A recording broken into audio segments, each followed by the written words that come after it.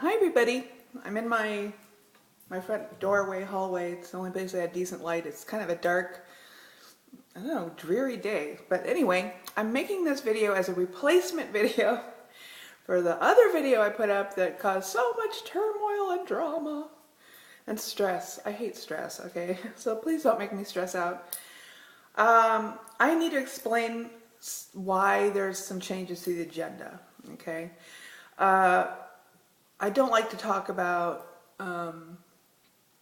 too much of the detail of the finances. I just think, first of all, it's not anybody's problem. It's just we at the foundation, we are very frugal, and we try and put as many pennies as we can towards our surgeries. And we do not, although we need to put on a fun event for people to want to come to help us raise funds, we are very frugal and careful, and we have a budget. And it's my job to make sure that we stay within the budget. And every year, every time we do an event, I learn something. Every hotel you work with is different. It's just, nothing is ever the same exactly from year to year. And this year, with the hotel that we're at, it took a lot longer for them to come back to us with their food and beverage costing and pricing. We gave them the menu we wanted way in the beginning, and they knew what our budgeted numbers were, but they came back and it was completely out of whack. It was 4 times what it was supposed to be.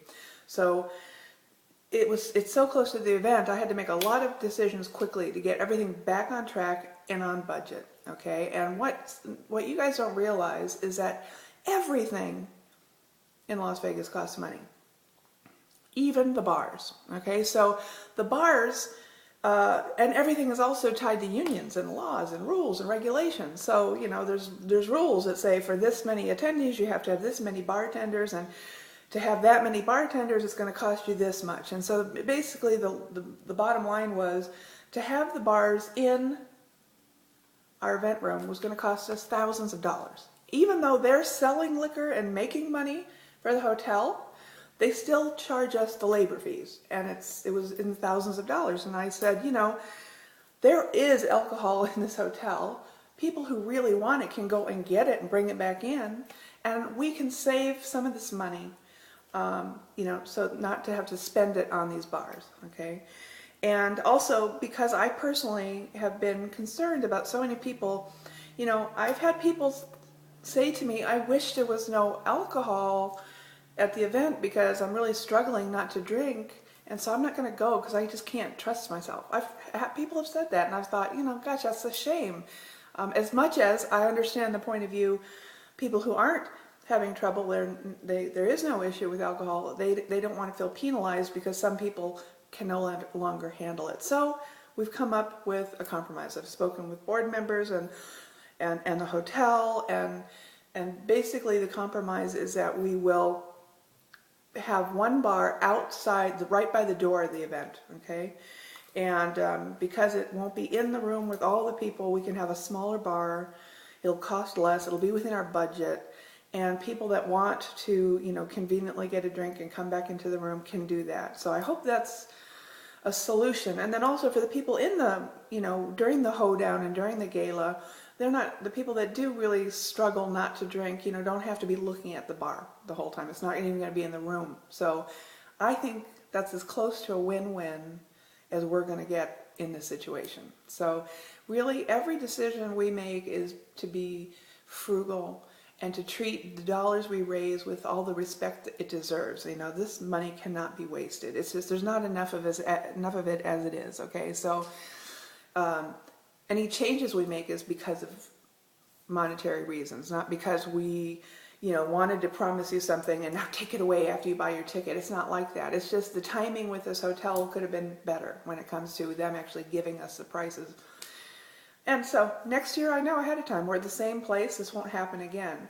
And, I also have pressure to put the agenda out early to get people excited about going. Not to, make false promises, but, it's just timing.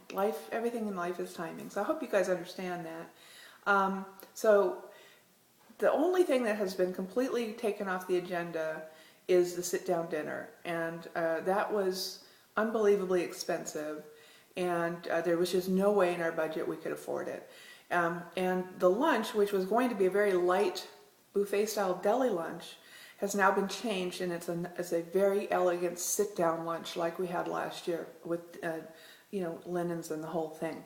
So we've balanced it. Instead of having a fancy sit-down dinner, we're actually having the same exact menu we were going to have for the dinner at lunch at a quarter of the price. I don't know why. I don't make these rules up. So we're going to have the beautiful sit-down lunch, refreshments or hors d'oeuvres. We're working to see if we can come up with a solution where we can still afford the chili tasting. Because it's a hot food item, again with the rules, you have to have servers, which jacks the price up to like $22 a person for 4 ounces of chili. I mean, that's just not okay, right? And we never would have imagined those kinds of costs. So if we can work something out on the chili, we will. But if not, we will have appetizers or hors d'oeuvres, okay, at both of the parties. So there will be, cheese and crackers and fruits and veggies and all sorts of nibblies that you can have.